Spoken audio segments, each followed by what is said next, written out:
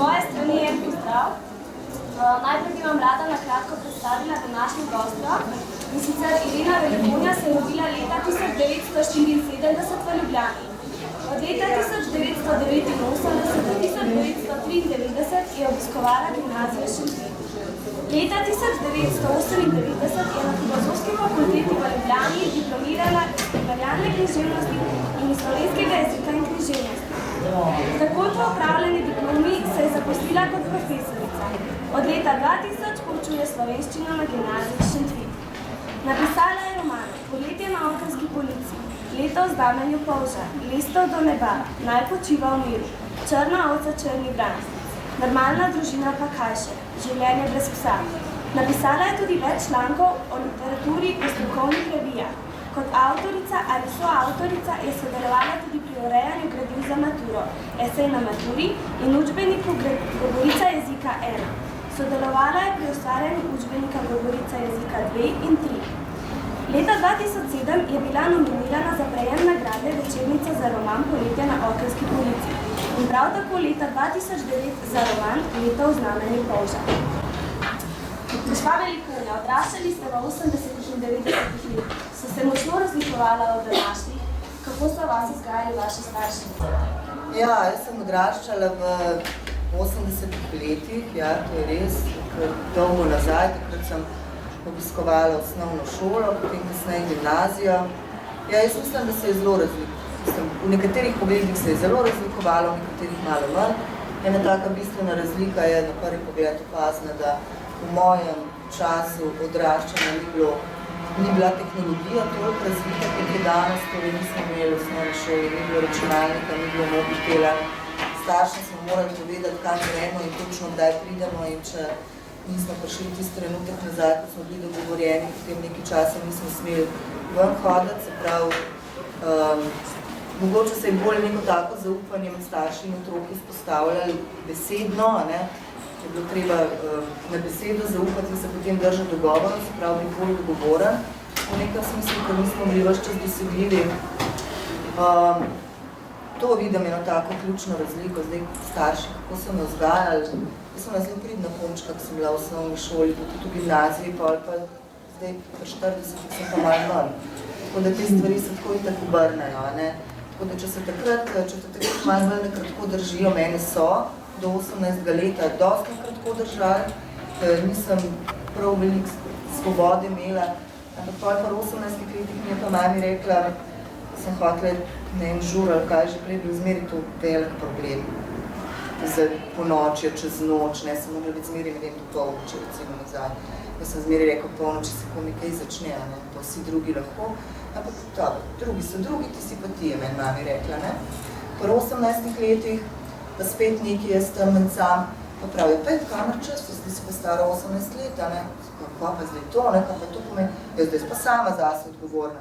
In pa se kar naenkrat znajdeš v enem oblaku, ene čudne svobode, ki niti ne veš, kaj bi z njo počel, in pa mene kar malo strah je pravzaprav ven, ko sem bila jaz zdaj sama odgovorna, ne. Sama sem se mogla vprašati, zdaj, kaj to pravzaprav povem, ampak moram reči, da je to bilo dosti pametno, no, z vidika mojih staršev, no, oziroma moje mame, predvsem, ker mame se bo s tem ukvarjala.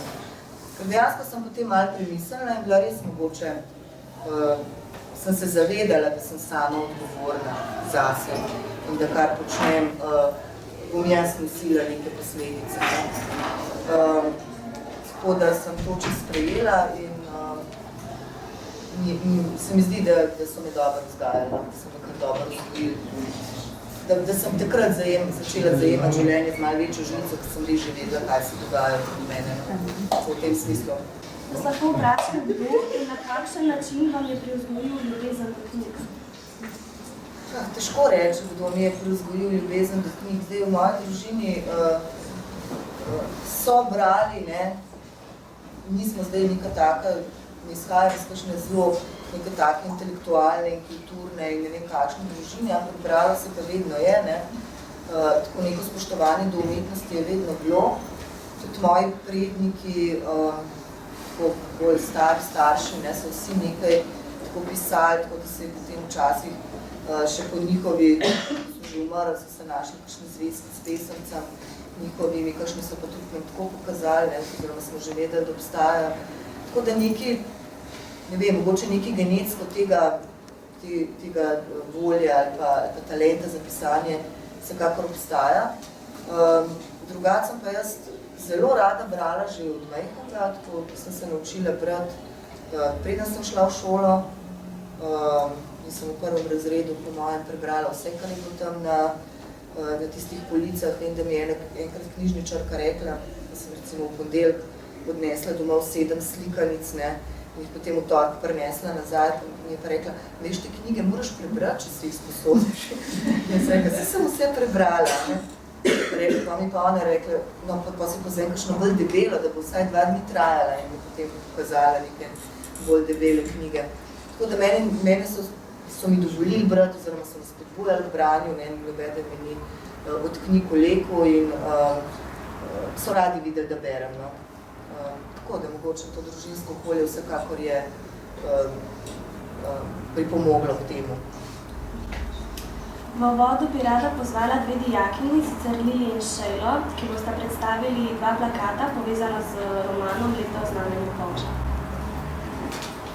No, evo, jaz bi predstavila svoj projekt, ki sem je naredila na podlagi poteka vaše knjige Leta v znamenju polža. In ta polž ponazarja Marka, in te številke ponazarja kot 12 mesecev, se pravi kot 1 leto. In kako od te negativnosti svoje in tega notranjega svojega trpljenja to nekako prebrode in svojo introvertiranost usmeri k bolj pozitivnim stvarem in potem kako pač potuje v enem letu do konca, kjer premaga te svoje notranje strahove, pa pač tudi potem ugotovi, da brez trpljenja in bolečine ne bi poznali radosti. V vaših romanih so najstniki pogosto čustveni, razumski, pametni, skratka glavni junaki zrelejši od odraslih oseb oziroma svojih staršev in vzgojiteljev. Kot na primer Luka.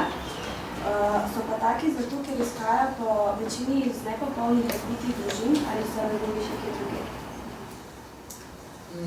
Včasih imam občutek, da so mladi nekje tako, 13, 14, 15-letniki, 16-letniki, nekje v svojem jedru lahko zelo pametni, ne?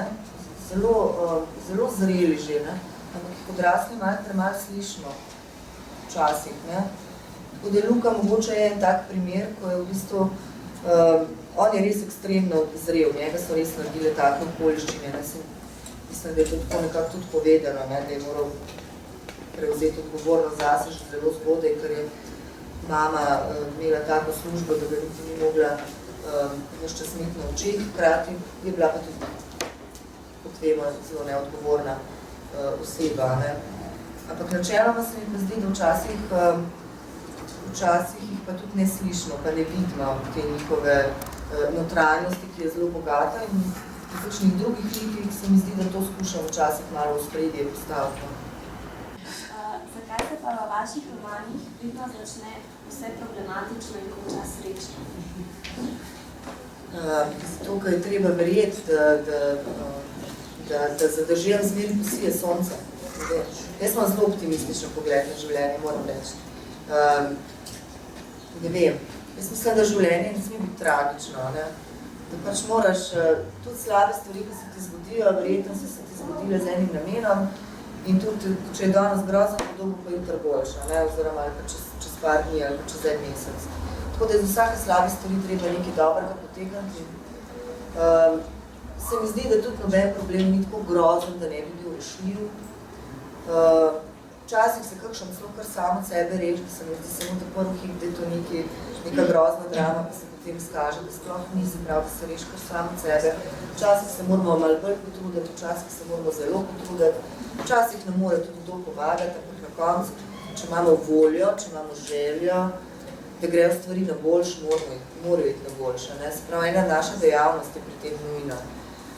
In zaradi tega mogoče, če se z mojega tega karakterja, ker sem prepričana, da je treba živeti aktivno, dejavno, da se ne smeš sam sebi v življenju smiliti, ampak moraš kaj narediti, da ti bo boljš, če ti trenutno ni dober, da iz tega mogoče izvira ta lok, da gremo od problema, rešitvi in temu, da smo na koncu kakor toliko zadovoljni, ne, na poti k eni sreči, a ne srečo končajo. Ja.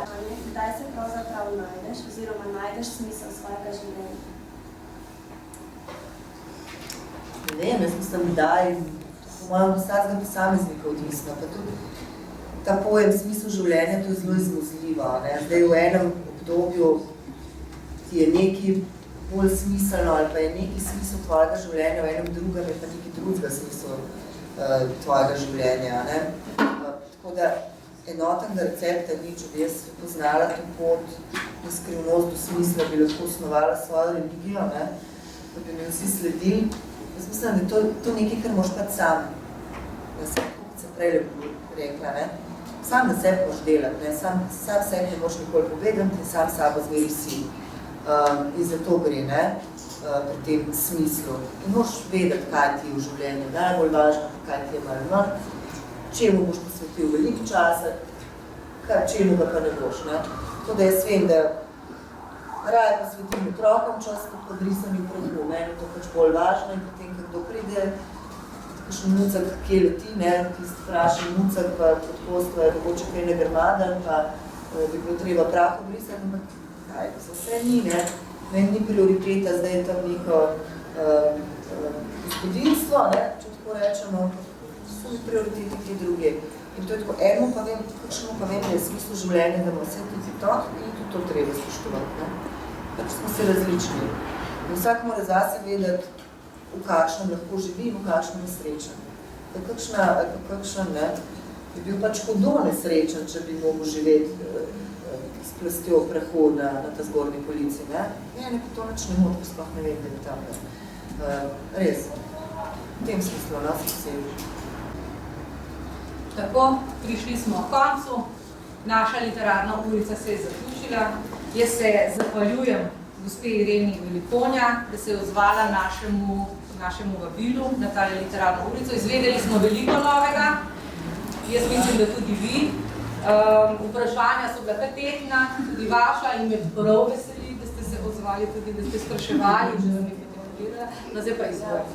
Tudi, že tako sem bila ene parkrat, no, na takih posrednjih šolah, predvsem in moram reči, da res nikjer ni bilo toliko dijakov, pa nikjer niso bili toliko živahni v tem smislu vprašanj, ne. Da ste res zelo veliko spraševali, da se vidi, da vas zanima, kar mi je bilo zelo všeč. Pa ne rečem tega, nisem rekla tega zato, ker se spodobno tako reči, da sem tako prav na koncertu, ker reče, ste najbolj fajn publika. Ampak vsakmo to reče, jaz pa tega ne rečem vsakmo. Da vi ste bili pa res, no, se mi zdi, da sem zelo počaščena, tudi jaz, da sem lahko prišla kar in se nisem predstavljala, da bi tako lušta, kar je bilo, ne. Tako da hvala tudi vam, ne.